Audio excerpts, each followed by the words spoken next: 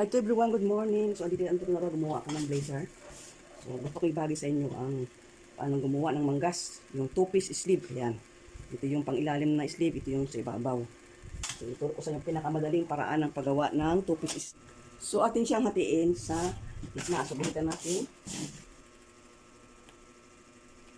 Ang gamitin ko. Kasi, maamos ang ano eh.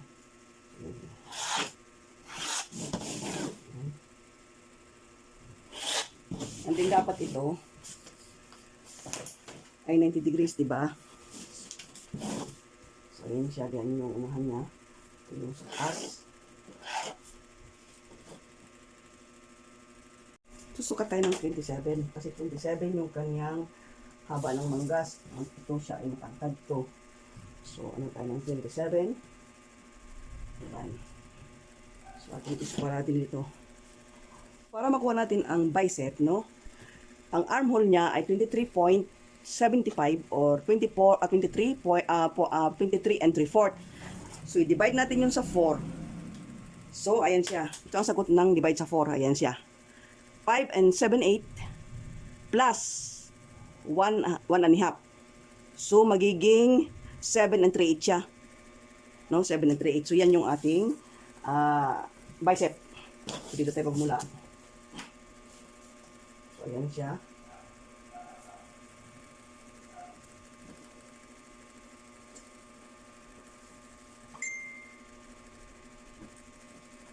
Ayan siya. 7, 8.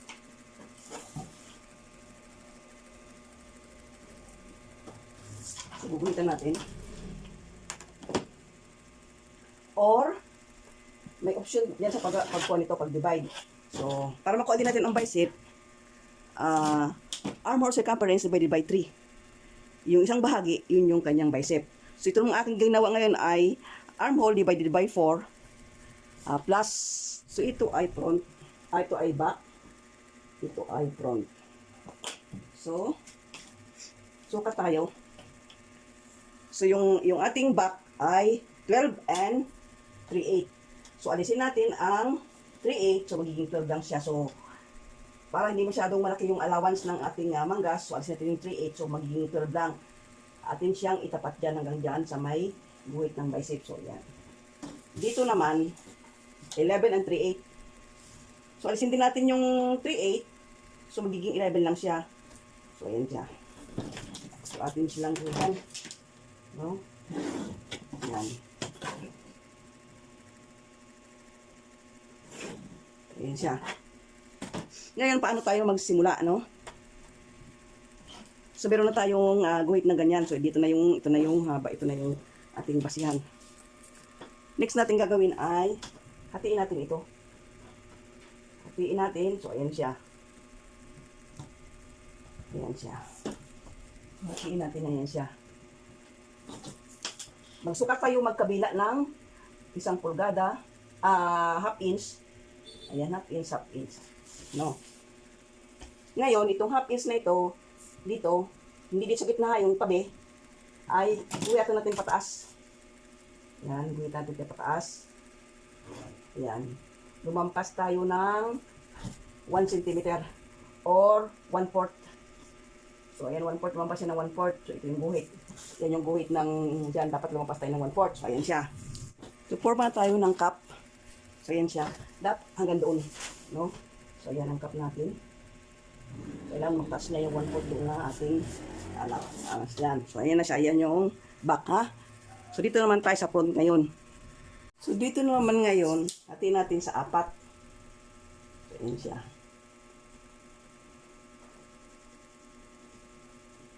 Hatiin natin sa 4.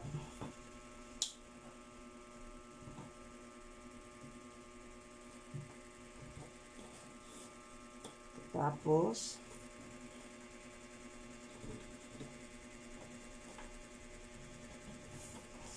so ito, guhit natin pababa, no?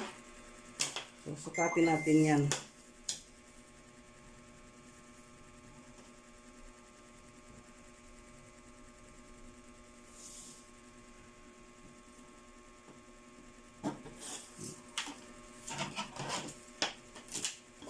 tayo magmadali para maintindihan natin yung ating, yung tinuturo ko sa inyo. Ayan. So, ayan siya. So, ayan. Hati natin yan. So, hatiin naman natin ito ng 3 hati. Ayan, 3 hati para mag-drawing din tayo ng cup yan.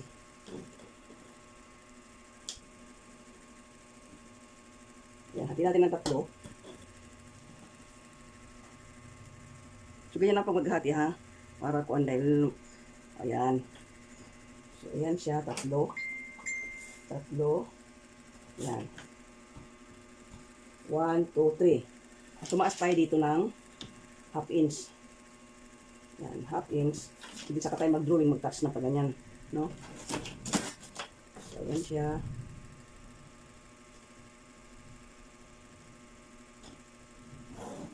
Yung itinaas natin, doon mag-touch yan. Andin saka tayo. Gumanyan. Yan siya.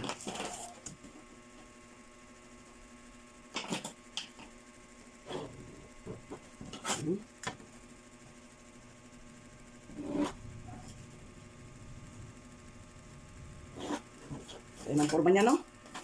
Ito naman, ilalampas natin itong hanggang dito. Ayan. Hintan natin yan.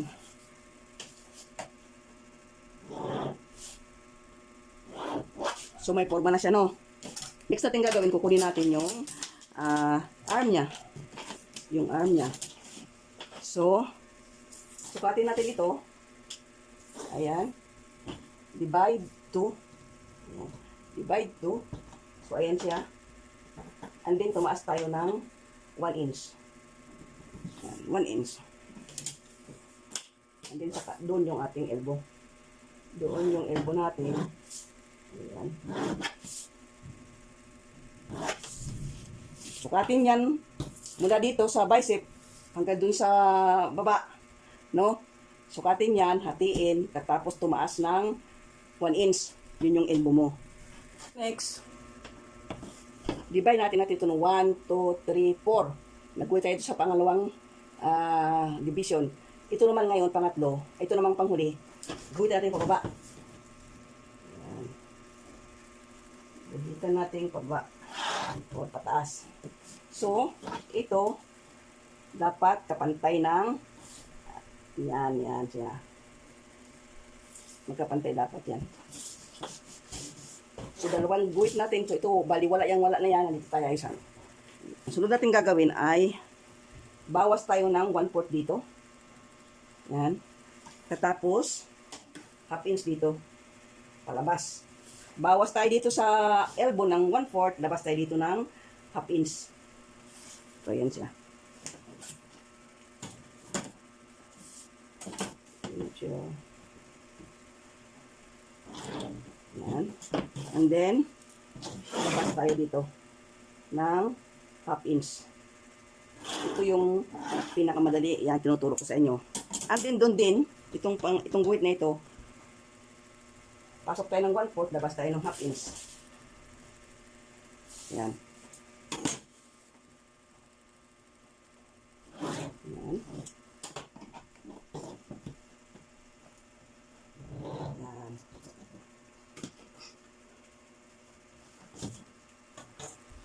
So, ayan, forma na. Malapit na ng forma, no? So, ito, ayan. Guhitan dito yung guhit dito. Ayan. Kapantay noon. And then, ang susunod natin gawin ay itong laylayan niya, no? Para ang hem niya ay 11.5. So, 11.5. Paano mo mabahagi yung na dalawa siya, 2 piece? 2 piece din ito eh. Ang almost 30% ng iyong hem, yun yung pinakamaliit mo. Yung sa ilalim na manggas mo. Ang ibabaw ay nasa 70%. So, ang ibig sabihin nun, bahagiin mo sa 4. Oh, yung isang kabahagi, yun na yung kanyang laki. So, 11.5 yung kanyang hem. So, magiging 8 yung kanyang itong outer seam niya ay magiging 8. 3.5 naman yung inner niya. So, Ganito. So, 8. Bababa ka ng half inch dito. Ito. Half inch. And then, sukat ka ng, mula dito, sukat ka ng 8. Ayan, 8. Mula dito sa unang guhit. Ito, no? Sa unang labas natin. So, 8. So, ayan siya. So, guhitan na natin. Bababa ng half inch dun, ha? 8. Ayan. And then, after nyan, gawa naman tayo ng mula dito, 3 and a half. So, 3 and a half. So, nandun siya. 3 and a half. Baba din tayo ng half inch. So, nandun siya. So, ayan yung kanyang inner na sleeve. So, ito naman yung outer sleeve. And then, ayan, simula doon, guhit ka. Guhit. Ayan. Labas ka ng 3/4. So, ayan siya. So, pag ganyan siya. Guhit ka ng tuwid muna. Pagdating doon sa elbow, lalabas ka ng 3/4. And then, saka mo siya guhitan. Ayan. So, nakita mo na yung, yung outer sleeve. So, dito naman, 1 inch dito. Pasok ka ng 1 inch. So, guhitan mo rin naman yun mula doon. Ayan. And then, dito sa baba, ayan, ganyan siya.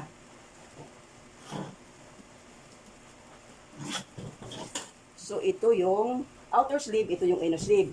Ngayon, saka mo siya pupurmahan. So, ayan siya. Dapat ito at saka yan, magka-level siya. Dapat, no?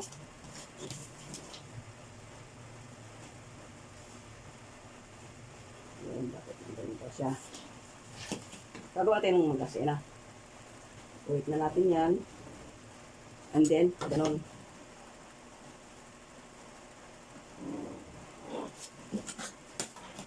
So, ayan. Ito ang outer sleeve. Ito naman yung inner. So, ayan siya. So, ayan siya. Ito yung panloob na manggas. Itong pula. Ito naman yung outer. Ito yung itim ang guhit. So, napakadali siya. No? So, yan ang tinuro ko sa inyo para mas madali. No? Mas madaling intindihin kaysa yung roller, yung earthquake. Napakalaki ng alawas ito para hindi malaking masyadong alawas, hindi mahirap itahi. So, hanggang dito na lang aking pagtuturo at kung bago pa lang kayo sa aking channel, please hit the bell button and then subscribe at i-share. So, i-share po nyo yan para marami ding matuto. Marami makaalam na gustong matuto. Bye for now. God bless everyone. Have a good day.